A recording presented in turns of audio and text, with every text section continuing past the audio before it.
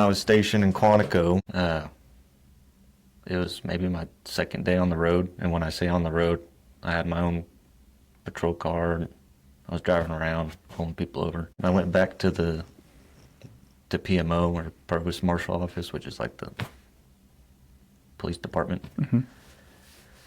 And I was getting ready to fill out my end-of-day paperwork and, unload my pistol and turn it in. And I'll never forget it. The tones went off on the radio, and it's just like a alarm saying that there's a big call coming in. And the part of the building I was in didn't have the greatest reception, so I couldn't hear the call, but I saw two of my other officers running down the hall, and he looked down at my pistol and said, "Are you loaded?" And I said, "Yeah." And we went, and I jumped in the back of a squad car, and we started driving to OCS. So it was a officer candidate school. Yeah.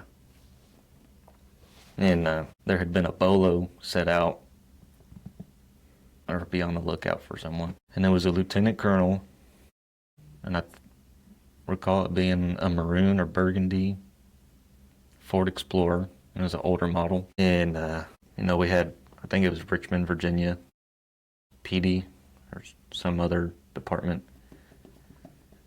They had a helicopter flying over, and they saw the Ford Explorer parked behind this outhouse across the street from OCS.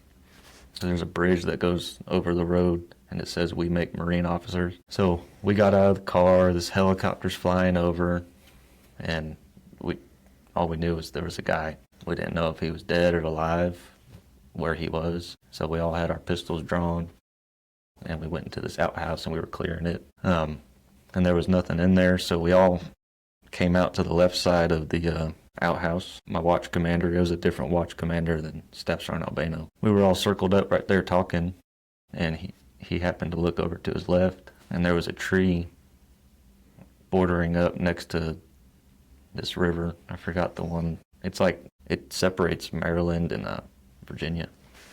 And he looked over to this tree and said, "What's that?" So we all looked, and there was a guy. And to me, it looked like he had a gun in his hand.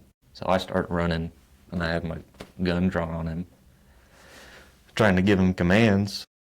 Drop the weapon, let me see your hands.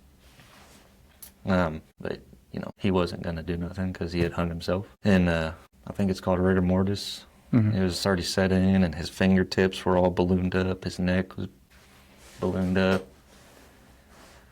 And as soon as I, saw what it was, I'll never forget it. It was a big heat wave that just went over my body, and even kind of getting shaky right now. So we found the bolo, and I think what ate me up so much about it was, like I said earlier, it was my second time on the road, first time. And that was my sector, and we had gotten the bolo on changeover that morning. So we knew to be on the lookout for, this colored car, this person. And I actually drove past the building, that outhouse I was talking about. I drove past it, but he had that car tucked away in such a way that from the road driving, I couldn't see. Mm-hmm. Yeah, that ate me up a lot.